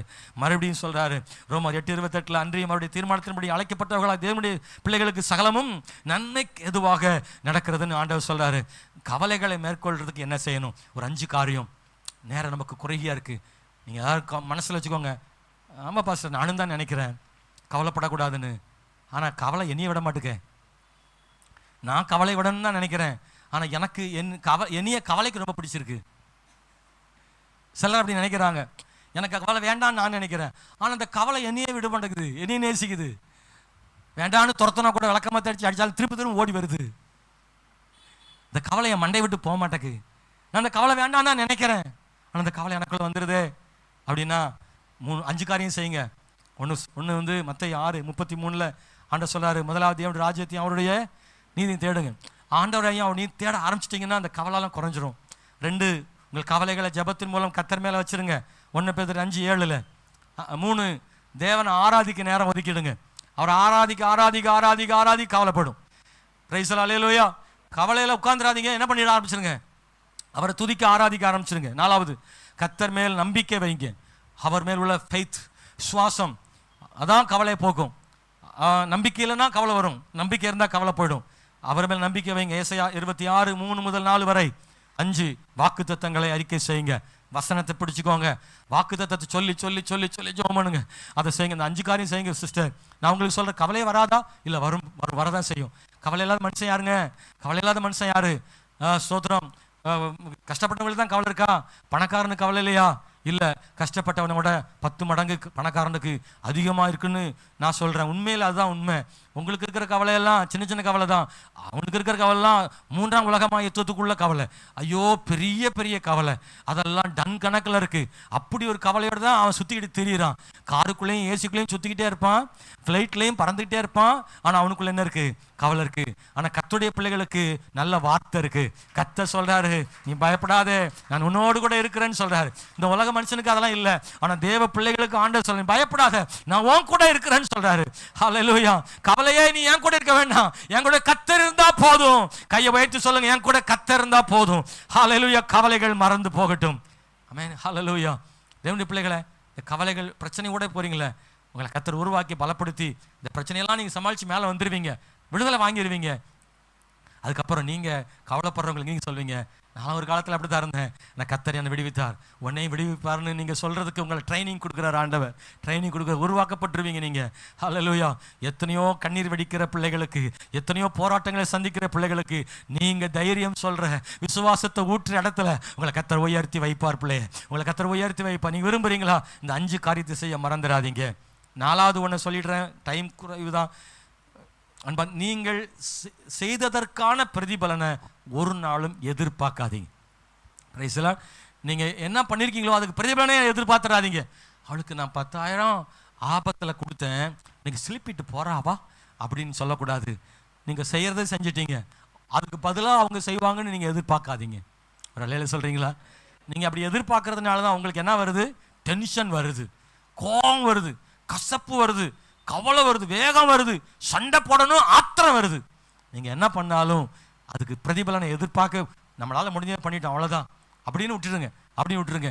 நீங்கள் நிறைய பேர் என்ன செய்றீங்கன்னா, யாருக்கெல்லாம் ஹெல்ப் பண்ணீங்களோ அவங்கெல்லாம் உங்களுக்கு அடிமையாக இருக்குன்னு நினைக்கிறீங்க. இவ்வளோ ஹெல்ப் பண்ண எனக்கு அவள் செய்யக்கூடாதா? அந்த ஆத்திர அவசரத்தில் நான் செஞ்சேன்னு வந்து பாத்திரங்கத்தை நிலைக்கு போட்டு போகக்கூடாதா? எனக்கு என் கஷ்டத்தில் உதவி செய்யக்கூடாதா? நான் அவளுக்கு எவ்வளோலாம் உதவி செய்தேன், எனக்கு அவள் ஹெல்ப் பண்ணக்கூடாதா? நான் அன்னைக்கு அவ கூட அன்னைக்கு ஊருக்கு போனல, என் கூட ஊருக்கு வரமாட்டேன்றாலே, அவள் வரக்கூடாதா? நான் என்னவெல்லாம் செய்தேன், அதுக்கு பதில் எனக்கு செய்யக்கூடாதா? வேண்டாம். கையை வச்சு சொல்லுங்க, நான் செய்யறதை செஞ்சிடுறேன், அவட்ட நான் எதிர்பார்க்க மாட்டேன். பிரதர், இந்த உலகம் நீங்கள் செஞ்சதை மனசில் வைக்காது, நீங்கள் செஞ்ச உதவியை நினைவில் வைக்காது, உங்களை மறக்கும். ஒருவேளை மறந்தால் கூட பரவாயில்ல, உங்களுக்கு குண்டு வைப்பாங்க. ஹலோ, உதவி செய்யாட்டாலும் போகுது, ஓத்திரம் இல்லாத இருந்தால் நினைப்பீங்க. ஆனால் நீங்கள் உதவி செஞ்சவங்களே உங்களுக்கு தீமை செய்யலாம். நான் மறுபடியும் சொல்கிறேன், நீங்கள் யாருக்கெல்லாம் நன்மை செய்தீர்களோ அவங்களாம் உங்களுக்கு திரும்பி செய்யணும்னு தயவு செய்து எதிர்பார்க்காதீங்க, நீங்கள் ஆசீர்வதிக்கப்படுவீங்க. அன்பானவர்களே, 1 பேதுரு 3:9 இருக்குது, ரோமர் 12:17 இருக்குது. ஒருவனுக்கும் தீமைக்கு தீமை செய்யாதீர்கள், எல்லா மனுஷருக்கும் முன்பாக யோக்கியமானவைகளை செய்யுங்க. நீங்கள் அவர் வையப்படும் போது பதில் வையாமலும், அவர் பாடுபடும் போது பயமுறுத்தாமலும் நியாயமாய் தீர்ப்பு செய்யறதுக்கு தம்மை ஒப்புவித்த இயேசு எவ்வளோ நன்மை செஞ்சார். அவர் நன்மை செஞ்சவங்கெல்லாம் அவருக்கு என்ன பண்ணாங்கன்னா சிலுவையில் அரைஞ்சாங்க, அவ்வளோதான். இயேசு நன்மை செஞ்சவங்கெல்லாம் அவருக்கு நன்மை செஞ்சாங்களா? இல்லையே. அதனாலதான் அவர் சொல்றார், ஆண்டவர் தீமைக்கு தீமையும் உதாசனத்துக்கு உதாசனத்தையும் சரி கட்டாமல் அதற்கு பதிலாக நீங்கள் ஆசீர்வாதத்தையும் சுதந்திரத்துக் கொள்ளும்படி அழைக்கப்பட்டவர்களா இருக்கிறீங்க. 1 Peter 3:9 சொல்லுது, அவன் உனக்கு தீமை செஞ்சுட்டானதுக்காக நீ தீமை செய்யணும் இல்ல, நீ நன்மை செஞ்சிட்டீங்கன்றதுனால அவங்க உனக்கு நன்மை செய்யணும்னு எதிர்பார்க்காதீங்க. நீங்க விட்டுருங்க, கர்த்தரே உங்களுக்கு பிரதிபலன் கொடுக்கிறவரா இருக்கிறார். 5வது என்ன தெரியுமா? உங்களுடைய கஷ்டங்களை பத்தி ஒரு நாளும் மற்றவங்க கிட்ட சொல்லாதீங்க. சொல்லுங்க, உங்க கஷ்டங்களையும் பிரச்சனைகளையும் மற்றவங்க கிட்ட சொல்லாதீங்க. கர்த்தர்ட்ட முறுமுறுக்காதீங்க, முறையிடுங்க. அது ஒரு பெரிய டாபிக், அது ஒரு செய்தி நான் வச்சிருக்கிறேன். முறையிடுதலா முறுமுறுத்தலான்னு ஒன்று இருக்கு, ரெண்டுக்கிட்ட வேறுபாடு இருக்கு. நல்லா கவனிங்க. உங்க பிரச்சனைகளை மற்றவங்க கிட்ட சொல்லாம கர்த்தர்ட்ட சொல்லுங்க, கர்த்தர் மாற்றுவார். தேவனே, எபேசியர் புஸ்தகம் 5:20 நம்முடைய கர்த்தராகிய இயேசு கிறிஸ்துவின் நாமத்தில் எப்பொழுதும் எல்லாவற்றுக்காகவும் பிதாவாகிய தேவனை ஸ்தோத்தரிங்க, எல்லாவற்றிலும் கர்த்தரை ஸ்தோத்தரிங்க. ஆமென். கண்களை மூடி ஜெபம் பண்ண போறோம். தெய்வ பயத்தோட ஒருவருக்கு ஒரு கீழ்ப்படிந்தர்கள்னு எபேசியரில் வாசிக்கிறோம். எனக்கு இந்த கால வேளையில் சகோதரா சகோதரி ஒரு முறை கூட ஆண்டவர்கிட்ட ஒப்பு கொடுங்க, ஆண்டவர்கிட்ட ஒப்பு கொடுங்க. உங்களால் முடியுமா எழுமி நிற்க? உங்களால் எழுமி நிற்க முடியுமா? ப்ளீஸ் கொஞ்ச நேரம், ஒரு 2-3 நிமிஷங்கள் மட்டும் இருக்கிற இடத்துல அப்படி கையை உயர்த்தி எஸ் ஆமென் ஸ்தோத்திரம். இந்த 5 காரியங்களை மறுபடியும் கூட ஒரு முறை உங்கள் உள்ளத்தில் சொல்லி பார்க்குறீங்களா? ஹல்லேலூயா. நம்முடைய ரோல் மாடல் ஆண்டவர் மட்டும்தான். அவர் தான் பூரண சர்க்குணராக இருக்கிறார் அப்படின்றத மறந்து விடாதிருங்கள். தேவன் நேசிப்பவரை வெறுக்காதீங்க, தேவன் வெறுப்பவர்களை ஸ்தோத்திரம் நேசிக்காதிருங்கள். அன்பானவர்களே ஸ்தோத்திரம். 2வது, மற்றவர்களோடு உங்களை ஒருபோதும் ஒப்பிடாதிருங்கள். கடந்த காலத்தையோ வருங்காலத்தையோ குறித்து கவலைப்படாதீங்க. நீங்கள் செய்ததற்கான பிரதிபலன் மற்றவங்க செய்யணும்னு நீங்கள் எதிர்பார்க்காதீங்க, ஒரு நாள் எதிர்பார்க்காதீங்க. உங்கள் சிரமங்களை, உங்கள் கஷ்டங்களை, உங்கள் வேதனைகளை, உங்கள் பிரச்சனைகளை நீங்கள் யார்ட்டையும் சொல்லி ஆதாயம் தேடணும்னு நினைக்காதீங்க. ஐயோ நான் என் கஷ்டத்தெல்லாம் அவங்ககிட்ட சொன்னா அவங்க ஏதாவது சொல்லுவாங்களா? அப்படி இல்லை. சில நேரங்களில் உங்கள் பிரச்சனைகளை மற்றவங்கள்ட்ட சொல்றதுனால தான் பிரச்சனை அதிகமாகிட்டு இருக்குது. நீங்கள் ஒரு நாள் இல்லை, கர்த்தர்ட்ட அதை இறக்கி வைங்க. தேவ பிள்ளைய கர்த்தர்ட்ட இறக்கி வைங்க. ஹல்லேலூயா, ஹல்லேலூயா. நீ உங்க பிரச்சனையை இன்னொருத்தர்கிட்ட இறக்கி வச்சீங்கன்னா அந்த சகோதரி அதை இன்னொருத்தர்கிட்ட இறக்கி வைப்பாங்க. இல்ல ஆண்டவர்கிட்ட மட்டும் இறக்கி வைங்க. ஹல்லேலூயா. சொல்லுங்களேன், கையை உயர்த்தி சொல்றீங்களா? ஆண்டவரே, பூர்ண சர்க்குணராகி உம்மை போல நானும் பூர்ண சர்க்குணராக இருக்க என் தேவன் கிருபை செய்யுங்கப்பா. சொல்லுங்க பார்க்கலாம், எல்லாரும் ஒப்பு கொடுங்க. இந்த வசந்த பிரதர் சொல்லுங்க, பிரதர் வாய் திறந்து சொல்லுங்க. சிஸ்டர் இந்த வார்த்தையை சொல்லி கர்த்தர் ஒப்பு கொடுங்க. இந்த கால வேளையில கையை கர்த்தர் பார்க்கட்டும். ஹல்லேலூயா. ஓ ரகமா நீமா நதரமோ சந்தனதரபா ரிபலதரபலபா சொல்லி ஜெபம் பண்ணுங்க. ஆண்டவரே, எனக்கு இந்த காலையில ஒப்பு கொடுக்கிற ஐயா, நான் குறைவுள்ள மனுஷன் ஐயா, நான் பவுலை சார்ந்தவன் அப்போலை சார்ந்தவன் அல்ல, நான் கர்த்தரை சார்ந்தவன். விளைய செய்கிறவர் தேவனே, விளைய செய்கிறவர் தேவனே. ரீதாராம அந்நிய பாஷைகளை சொல்லுங்க. ஆண்டவரே, கட்டவிழ்க்கப்படுவதாக உன் கவலைகளை வேதனைகளையும் ஆண்டவர் மாற்ற வல்லமையுள்ள தேவனாய் இருக்கிறார். ஹல்லேலூயா, ஹல்லேலூயா. அவர் கடந்த காலத்துல உன் நடத்தி வந்தார், இன்னைக்கும் நடத்துவாரு, இனிமேலும் கர்த்தர் நடத்துவாரு. இந்த உலகம் கைவிடலாம், ஆனால் கர்த்தரை கைவிடாதவர், உனக்காக தம்முடைய வார்த்தைகளை தருகிறவர். நல்ல கையை தட்டி தேவனை துதிங்க.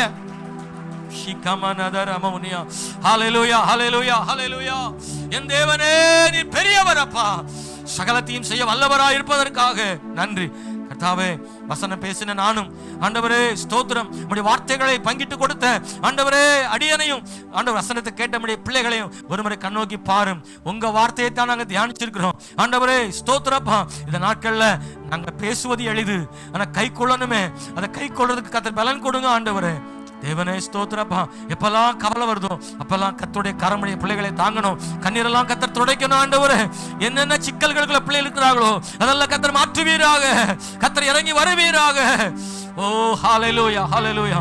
வேதனைகள் மாறணும், கண்ணீர் மாறணும். எதிர்காலம் உம்முடைய கையிலே, எதிர்காலம் கையிலே.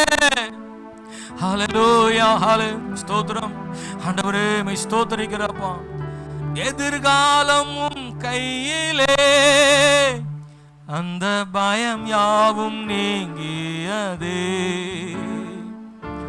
எதிர்காலம் கையிலே, அந்த பயம் யாவும் நீங்கினதே. நீரின் பட்சத்தில் நீரேற்படனே, என் துணையாக இருக்கின்றீரே. நீரன் பக்கத்தில், நீரன் பக்கத்தில் நீயப்படனே என் துணையாக இருக்கின்றீரே. நன்றி இயேசுவே, என்னாலும் இயேசுவே. நன்றி இயேசுவே, என்னாலும் இயேசுவே. ஒரு நாளும் என்னை மறவா தெய்வம் நீரே. நன்றியோடு உம்மை துதிக்கிறேன். சொல்லுங்க பார்க்கலாம். ஒரு நாளும் என்னை மறவா தெய்வம் நீரே. நன்றியோடு உம்மை துதிக்கிறேன். எல்லாவற்றிலும் அவரை ஸ்தோத்தரியுங்கள். ஹல்லேலூயா. தாவீது சொல்றார், எக்காலத்திலும் நான் கர்த்தரை ஸ்தோத்தரிப்பேன், அவர் துதி எப்போதும் என் வாயில் இருக்கும். என்ன வந்தாலும் நான் ஆண்டவரை குறை சொல்ல மாட்டேன். எல்லாத்துலேயும் கர்த்தர் நல்லவர்னு சொல்றதுக்கு தைரியத்தை கர்த்தர் எனக்கு கொடுங்க. எங்க எல்லாரையும் ஆசீர்வதிங்க கர்த்தாவே. உம்மை போல பூர்ண சர்க்குணராய் வாழ எங்களை ஒப்பு கொடுக்கிறோம். இயேசுவின் நாமத்தில் ஜெபிக்கிறோம் எங்கள் நல்ல பிதாவே, ஆமென். என் ஆத்துமாவே கர்த்தரை ஸ்தோத்திரம். என் ஆத்துமாவே கர்த்தரை ஸ்தோத்திரம். கர்த்தர் செய்த சகல உபகாரங்களையும் மறவாதே, ஆமென். நம்முடைய கர்த்தராகிய இயேசு கிறிஸ்துவின் கிருபையும் பிதாவாகிய தேவனுடைய அன்பும் பரிசுத்த ஆவியினுடைய ஐக்கியமும் சிநேகம் சமாதானம் நாம் அனைவரோடு என்றென்றைக்கும் இருப்பதாக, ஆமென். எல்லாருக்கும் ஸ்தோத்திரம். கர்த்தர் உங்களை ஆசீர்வதிப்பாராக. தேங்க்யூ.